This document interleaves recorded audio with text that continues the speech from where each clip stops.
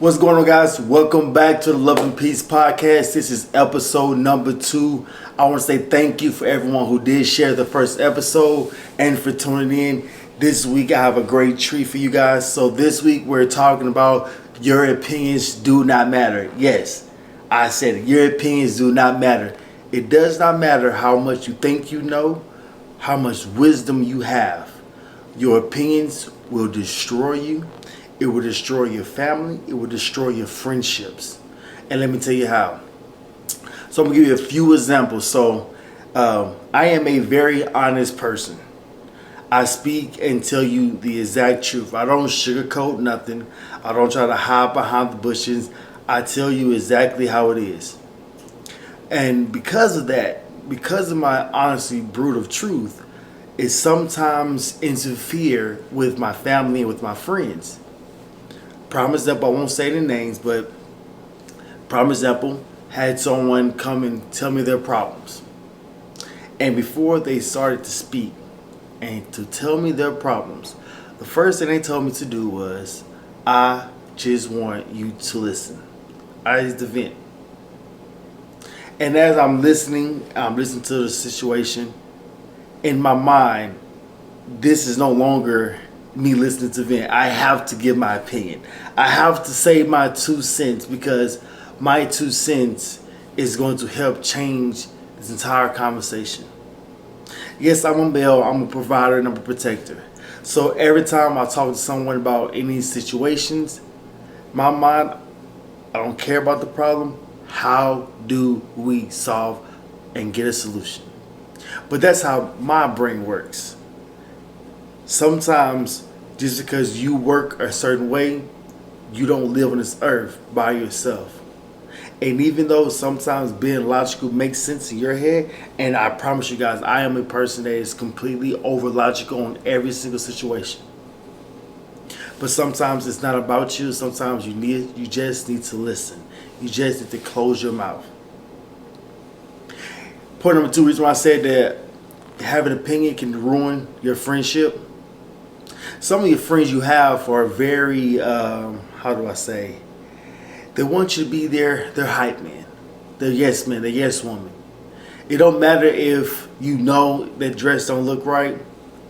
You better lie and say it does anyways. They may ask you for your true opinion. You better not say it. This is a setup. And what's going to happen is if you ever go down a path when someone actually asks you for your opinion and you give it to them, say you give it to them the first time, but you see that they never take heed of your opinion. So you like, well, why am I wasting my breath? Well, most of the times what I realize is when people come to ask you for your opinion, or when they don't even ask you for your opinion, most times people know exactly what to do to get the situation. They know the right answer. They know what to do. They just don't want to do it. So they'll come to you for 1 or 2 questions. One, they'll come to you to hopefully you give them the answer that they're already asking for. They're hoping that you just say, you know what, girl, do that bad thing that you know you shouldn't be doing. Hey, guy, I know you ain't went to the gym in 3 weeks, but miss another week. It won't hurt that bad. They're so used to people just saying yes and just hyping them up. And then your second type person, you have this type person that I used to be the type of person that I had very little confidence in my own answers.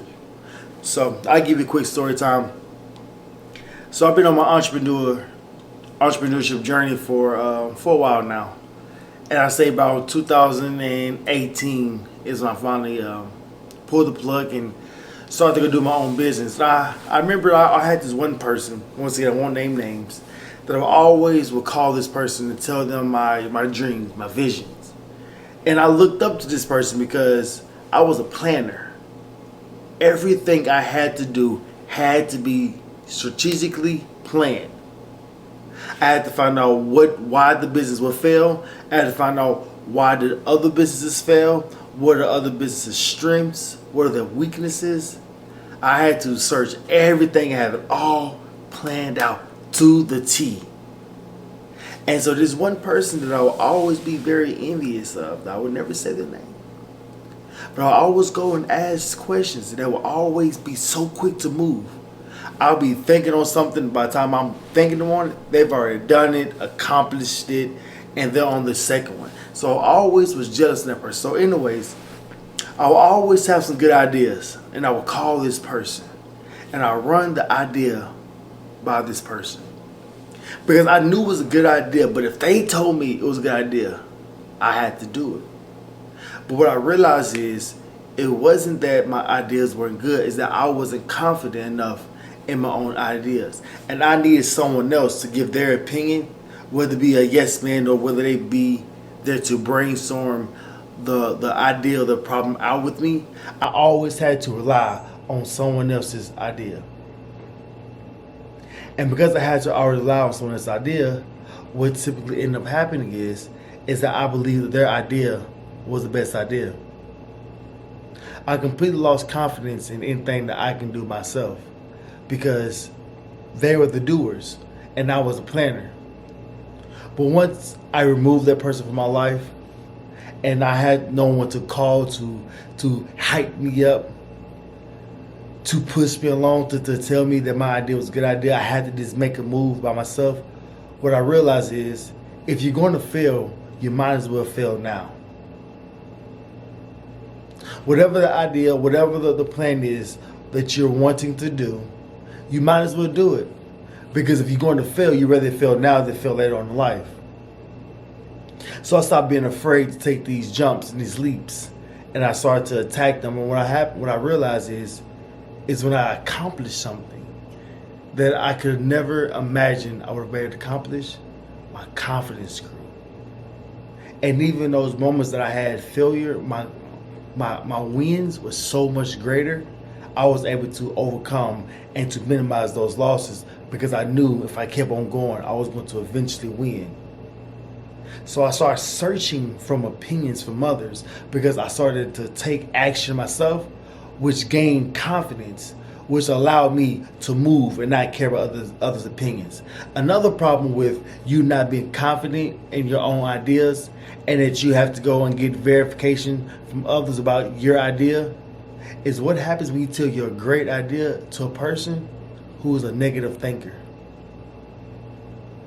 Or a person who belittles everything that you say because you are the one that said it and not them. You know what? Let's not even go to the negative part. What if you have an idea that is in its first form? You haven't finished drawing out the entire image.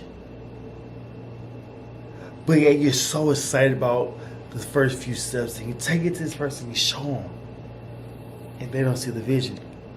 They don't understand where you're going. So they give you their current opinion off of your current work, which is not finished. But what if their opinion discourages you to the point where you don't go back and finish? To the point that the project, the idea, the vision you was working on, it wasn't ready on its first version. It needed to go through multiple versions, 2, 3, 4, and 5, to finally get the final form to be the masterpiece it was meant to be. But because you told your idea or you wanted someone else's opinion, their opinion affected you. Folks, I'm going to say one thing. You have to get rid of these opinions. I don't care how much you know. It does not matter. Keep your opinions to yourself. Unless you have that one man or that one female that you have an open agreement to, that they are open and allowed to check you on spot and to be brutally honest, you might want to keep your opinions to yourself. I know you may know better. I know you may have been down this road that your child, that your friend, that your cousin is going down, and that you want to help them so bad and you want to show them a better path and show them the correct way to do it. But once again, that's your opinion on how something should be done. And whenever you force your opinion on someone else, they will automatically regret or push away because you didn't allow them to come up with their own idea. Listen, opinions are bad, folks. I know we want to help. I know we want to be everyone's savior. But opinions will have you very lonely.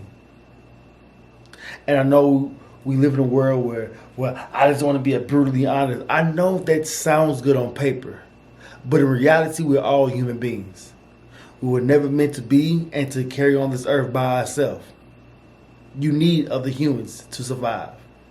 You need your family, your friends to survive. And even though you believe that that conversation or that opinion is so important at that moment, that you have to get it across at all, you have to make sure that they hear your side of the point, your side of the story or your opinion. What in them happens is you cause tension. It may get swept under the rug the first time, but what happens the second time, the third time, the 15th time? You just have to give your opinion. What happens? Are people still going to trust you? Or are they going to be skeptical to come to you with any problem or any idea because they're too afraid of your opinion? Sometimes hyping your friend up may be the best solution. Now, I'm not saying downright lie to your friend and have them go and believe they can be a next supermodel. You see what I'm saying? I'm not saying go that far. But sometimes, just keep your mouth closed. And I promise you, you'll be much happier. Once again, guys, I'll say thank you. This is the second episode of the Love and Peace podcast. I'm so excited. Once again, we have so much more content to come to you guys.